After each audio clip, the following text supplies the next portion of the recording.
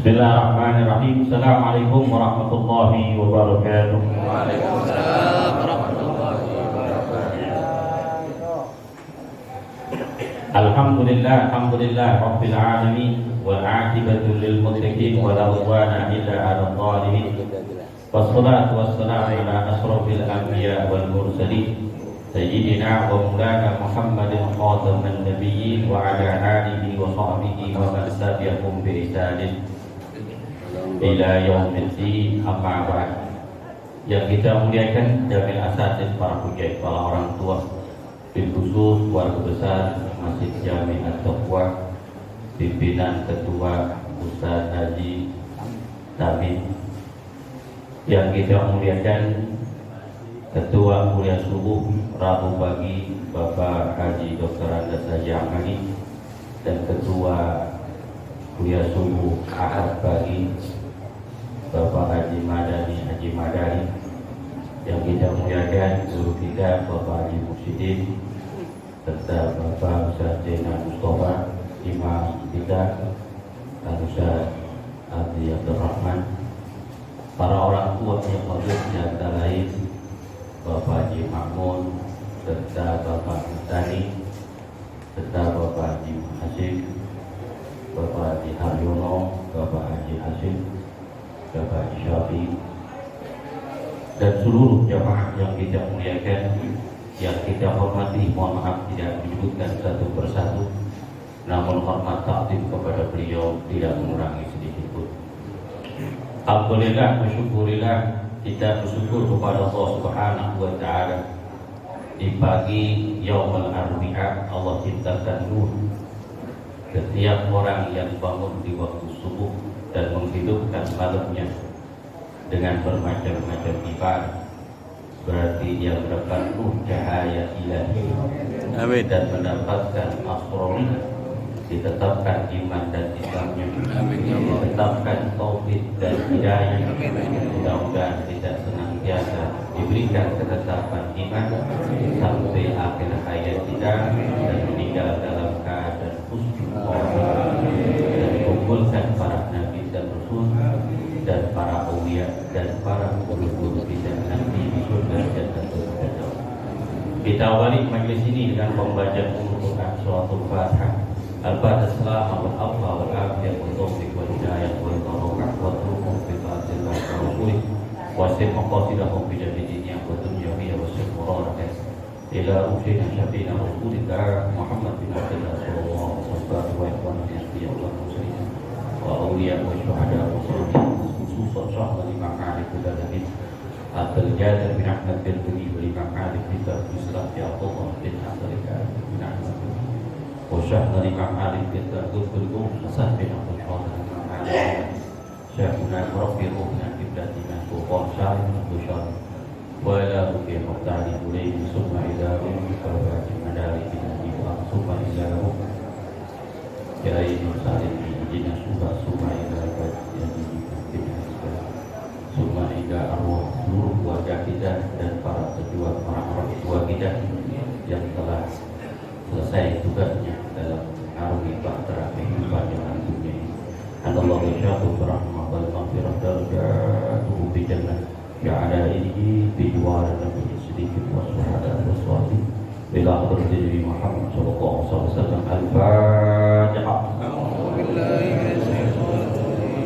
Bismillahirrahmanirrahim. Alhamdulillah rabbil alamin arrahmanir rahim maliki yaumiddin iyyaka na'budu wa iyyaka nasta'in ihdinas siratal mustaqim siratal ladzina an'amta 'alaihim ghairil maghdubi 'alaihim waladdallin.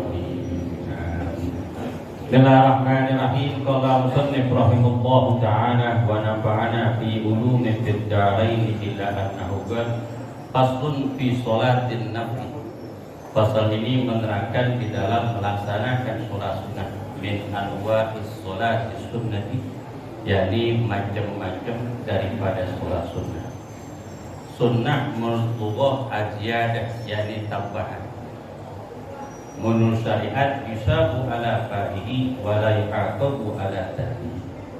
Sunnah itu adalah tambahan menurut syariat, diberikan pahala bagi orang yang mengerjakan dan tidak disiksa bagi orang yang meninggal.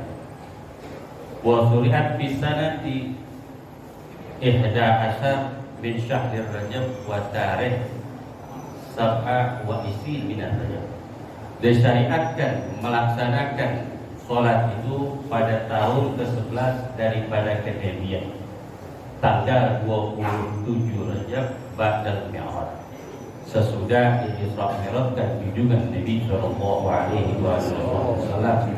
Diwajibkan kepada kita sehari semalam sholat 5 waktu. Pertama kali Nabi melaksanakan sholatul fardu, yakni sholatul zuhur, kemudian asar, maghrib dan subuh. Di antara sholat 5 waktu ini paling afdolnya adalah sholatul subuh dan sholatul asar.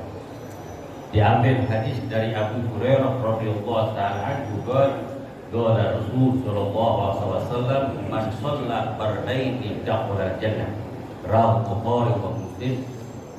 Al-Habib Hurairah. Siapa saja yang melaksanakan 2 sholat fardaini dakhala jannah, yakni sholatul subuh dan sholatul asar. Di dalam sholat 5 waktu, bahwa aslun fi tijaratika, jadi asal daripada perdagangan kita itu sholat 5 waktu, modal pokok. Setiap orang yang berdagang pasti pengen untung. Kalau dia sembahyang 5 waktu, berarti nggak ada untungnya. Kalau sembahyangnya maghrib doang, berarti rugi banget. Setiap orang pengen untung di dalam berdagang. Bagaimana caranya biar hidup kayak untung? Kalau hidup kita ada untung, insya Allah barokah. Kalau udah barokah, pasti tenang jiwanya. Kalau udah tenang jiwanya, gampang di dalam berbuat kebaikan. Kalau udah gampang di dalam melakukan kebaikan, Allah menuntun dia menuju surganya Allah Subhanahu. Di dalam hadis Nabi sallallahu alaihi wasallam, innal birra yahdi ila jannah. Sungguhnya berbuat baik itu akan menunjukkan kepada seorang menuju surganya Allah Subhanahu. Begitu juga di dalam sholat. Kalau di dalam sholat kita ada tambahan-tambahan min anwa sunnah, dari macam-macam sunnah di dalam pekerjaan sholat. Dari macam-macamnya sholat, salah satunya idaini sholat wahid wa huwa afdal. Paling utama sholat sunnah adalah sholat id. Karena dilakukan setahun 2 kali. Kadang-kadang orang lupa sholat karena takbiran bulan. Ada lagi sholat sunat, rawatib, sholatul malam dan sholatul witir, sholatul tasbih. Kemudian salah satu sunnah yang dianjurkan oleh Nabi adalah sholatul duha. Sampai saja pengen banyak rezekinya, nggak terputus diberikan kemudahan Allah Ta'ala, langsung pergi sholat duha. Jangan tinggalin sholat. Ketika saya belajar dengan Habibul Imam Arif Billah Qutbul Hum Habib Hasan bin Abdullah bin Umar Khatib, setiap santri habis sholat subuh beliau pimpin, kemudian ngaji rawah seperti ini. Setiap santri itu salaman dengan beliau. Kalau dia semalam nggak sembahyang tahajud dan witir, nggak bakalan disalam tangannya. Kalau beliau ngaji pengajian roha setiap hari Rabu sama hari Sabtu, kalau ada murid yang sembahyang Tuhan, kita tangannya tarik sama Tuhan Pasha Wali bin Umayyah. Dibilang, aku haramkan tanganku untuk menyentuh muridku yang nggak mau sembahyang Tuhan. Luar biasa, wali bin Umayyah, ainur rahmah wa nadur min Allah Ta'ala bi khususin min awliya'ih. Jadi pandangan khusus, nadrah khusus, asrarul ilahiyah di dalam hati yang bersih, di dalam hati pilihan Allah Subhanahu wa Ta'ala min ibadina sholihin, dari hamba-hamba Allah yang saleh. Sholatul duha hukumnya sunnatun muakkadatun. Hukumnya sholat sunnah muakkad dan tidak menjadi wajib. Menjadi sunnah. Ad-duha rak'ataini ila samanin. Yusallimu najman min kulli rak'atin ba'da iltifa'i syamsi ila istiwa. Wa ta'khiruha ila rukun nahari afdal. Salat duha adalah salat yang disunnahkan. Hukumnya sunnah muakkad inda Imam Syafi'i wa Ahmad bin Hanbal. Berbeda dengan Imam Malik dan Imam Abu Hanifah di dalam Kitabul Bayan juz 2 halaman 107. Imam Malik wa Imam Abu Hanifah anna salatul duha sunnatun ghairul muakkad. Sungguhnya sholat duha itu bukan sunnah muakkad. Dikarenakan Nabi Shallallahu Alaihi Wasallam pernah meninggalkan sholat duha dan beliau bersabda, ini khusytu an tukraha. Aku takut jika Allah mewajibkan kepada kalian. Waktu pelaksanaan sholat duha indar tiba isamsi bigodil ramhi. Waktu melaksanakan sholat duha kala terbitnya matahari dengan ukuran 1 galah lebih. Perbedaan sholat duha dan sholatul isyraq. Sholatul isyraq itu ketika matahari terbit dengan ukuran 1 galah. Ukuran 1 galah. Kalau sekarang waktu sholatul isyraq itu masuk jam 6 lewat 15 menit. Jam berapa ya? Jam 6 lewat 15 menit. Sedangkan duha lebih daripada 3 menit. Antara jam 6 lewat 18 menit waktu sholat duha. Gak boleh sembahyang pada subuh, hukumnya haram. Termasuk habis kuliah subuh hari Rabu. Kita senganem tuh mimpin doa ini paling jam berapa ya? Jam 5 lewat 40 menit ataupun 45 menit. Hukumnya haram melaksanakan sholat. Nah, Nabi Sallallahu Alaihi Wasallam as-salatu ba'da subuh hatta tartafi'a qadr rajul. Rawahu Bukhari wa Muslim an Nabi.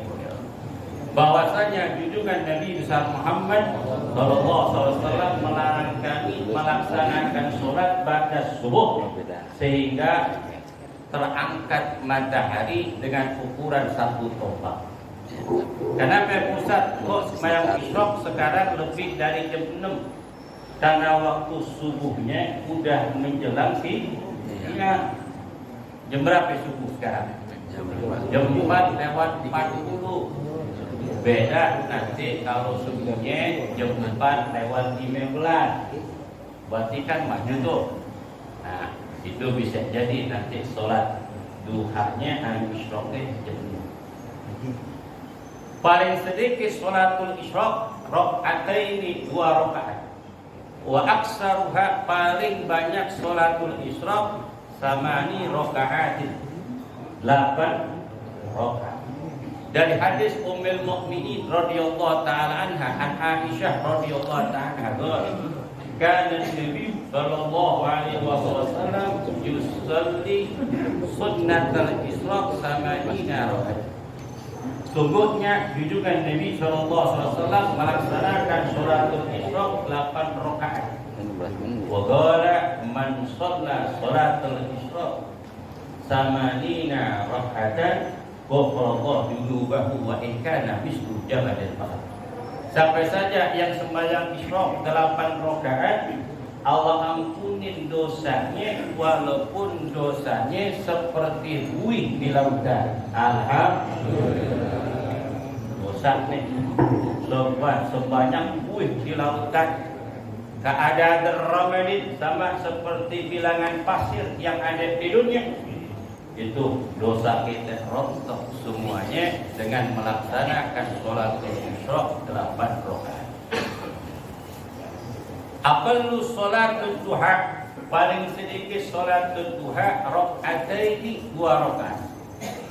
Wa aksaruha paling banyak rakaat. Sama ini rakaatin yakni 8 rakaat. 8 rakaat inda Imam Malik wa Imam Syafi'i wa Imam Ahmad bin Hanbal. Diambil hadis dari Ummul Mukminin radhiyallahu ta'ala anhu sayyidatina Ummi Hani. Wa qalat ra'aitu Nabiyya sallallahu alaihi wasallam dakhala al-baitah yaum al-fath Makkah wa yusalli sunnatal duha 8 rakaat. Dari hadis Ummul Mukminin Ummi Hani radhiyallahu ta'ala anha, beliau menceritakan bahwasanya Nabi sallallahu alaihi wasallam masuk ke rumahnya pada yaumul fath, pada peperangan Fathul Mekah. Ini Fathul Mekah cerita yang paling indah, luar biasa. Itu di Fathul Mekah di daerah Mahrak. Itu ada masjid kembar. Masjid kembar, masjid roya, masjid bendera. Kalau orang kampung kita, orang Indonesia bilang masjid kembar. Kenapa? Di situ bendera Abdurrahman bin Auf dari golongan Ansor min kalimat tauhid. Kemudian dari Abu Bakar Siddiq menancapkan bendera dari golongan Muhajir. Bahwasanya kota Mekah dilakukan oleh Nabi dan para sahabat. Nanti kapan-kapan kita cerita tentang Fathul Mekah. Itu ceritanya indah. Paling banyak adalah 8 rakaat. 8 Imam Syafi'i wa Ahmad bin Hanbal dalam kitab Al-Majmu' Majahidul Arba' ataupun dalam kitab Rahmatul Ummah. Bikhilaf Imam Malik wa Imam Hanbali. Sungguhnya paling aksaru sholatul duha isna rakaat. Isna asyara rakaat. Paling banyak sholatul duha menurut Imam Abu Hanifah dan Imam Malik adalah 12 rakaat. Diambil hadis dari Sayyidina Aisyah radhiyallahu ta'ala anha. Qala Rasulullah sallallahu alaihi wasallam kana Nabi sallallahu alaihi wasallam yusalli subhatud duha, bahwasanya Nabi sallallahu alaihi wasallam melaksanakan salatul duha adalah isna asyara rakaat, yakni 12 rakaat. Wa yusallu li kulli rakaatin, beliau mengucapkan salam setiap 2 rakaat. Di dalam hadis Nabi sallallahu alaihi wasallam, man shalla subhatud duha isna asyara rakaat banallahu baitan fil jannah, rawahu Tirmidzi wa Nasa'i an Aisyah radhiyallahu ta'ala. Di dalam hadis yang sahih, siapa saja yang sembahyang salat duha 12 rakaat, Allah bangunkan istana nanti di dalam surga. Alhamdulillah. Biarin rumah kita doyong pinggir kali. Kalau hujan banjir, tinggal laporan aja hasil doang. Pelan berapa meter. Teman-teman banyak di kuliah subuh, banyak orang pengusaha. Alhamdulillah, ya pada berkat, apalagi di kuliah subuh cakep. Didoain orang banyak. Itu, biarin rumah kita sedikit rewat nggak apa-apa, tapi tidak ada halangan sedikit pun kita beribadah. Kita jadikan rumah kita yang kecil, yang sederhana, kita jadikan baiti jannah. Rumahku laksana istana. Sampai katakan istana, hidup dalam kesederhanaan, tapi tidak ada halangan sedikit pun untuk beribadah kepada Allah Subhanahu wa ta'ala. Nawwiru buyutakum bis-shalah wa qira'atil Qur'an. Kita terangin rumah kita dengan memperbanyak salat dan membaca Quran. Keutamaan salat duha dan salatul isyraq, habis subuh nih kita duduk di masjid. Habis subuh kita duduk di masjid. Itu keutamaan luar biasa, pahalanya seperti haji dan umroh. Apalagi sekarang haji ditutup. Haji tiap hari kita pergi haji. tiap hari kita umroh gampang. Nggak perlu pakai paspor, nggak perlu pesen tiket, nggak perlu vaksin, nggak perlu bawa dolar. Cukup sholat subuh berjamaah, zikir-zikir sampai waktu isyraq, sembahyang Tuhan, pahalanya seperti haji dan umroh. Di dalam hadis Nabi sallallahu alaihi wasallam dari Anas bin Malik radhiyallahu ta'ala anhu, qala Rasul sallallahu alaihi wasallam, man shalla qada fi jama'atin summa qa'ada bi dzikrillah ta'ala min qat'i syamsi summa shalla rak'atain kanat lahu kal ajra haji wal umrati. Rawahu Tirmidzi wa Nasa'i. Dalam hadis Anas bin Malik radhiyallahu ta'ala anhu, bahwasanya Rasul sallallahu alaihi wasallam bersabda, sampai saja yang sembahyang subuh berjamaah kemudian dia duduk di masjid, bizikrillah ta'ala, berzikir kepada Allah subhanahu wa ta'ala hatta tali'a syamsu, sehingga terbitnya matahari ukuran satu tombak. Ukuran satu, bayang 2 rakaat sholatul isyraq ataupun sholatul duha, kanat lahu kal ajri hajja wal umrati, maka baginya pahala seperti orang melaksanakan ibadah haji dan umrah. Kata Nabi bilang seperti ini, semua sahabat pada bilang.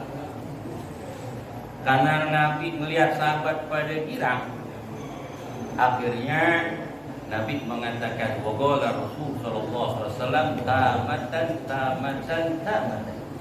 Kata Nabi, sempurna. Alhamdulillah. Bayang yang namanya salat subuh berjamaah tapi di masjid atau di musola, jangan keluar dulu. Apalagi kuliah subuh hari Minggu lebih daripada jam 6 selesai. Kita sembahyang 2 rakaat, pahalanya besar, sama seperti orang yang melaksanakan ibadah haji dan umroh. Alhamdulillah. Boleh gak Ustaz? Habis sembahyang subuh baca Quran, haus, kopi sebentar, boleh. Asalkan jangan di luar. Kalau di warteg kagak. Keluar dari masjid. Taruh di samping. Gak apa-apa. Jadi Masjidil Haram sono. Ya kan? Cuman Masjidil Haram nggak ada kopi sono. Akhirnya jam-jam doang ame korme. Oh di Indonesia, waduh lontong ada. Isi bakwan ada, tahu isi ada. Kopi jahe, makanya kuliah subuh, masya Allah, saya betapa di Jakarta. Kenapa? Orangnya baik-baik. Orangnya roya-roya, nggak berasa saya tinggal di Jakarta udah 18 tahun. Dari belum punya anak sampai anak 4 kembar lagi. Kan pertama nih. Orangnya baik-baik, semuanya sehat-sehat, semuanya orangnya dermawan, demen banget ibadah. Makanya ustadz-ustadz dari mana-mana nggak datang ke Jakarta rugi. Benar, rugi. Masya Allah, ini luar biasa di Jakarta, Semarang luar biasa.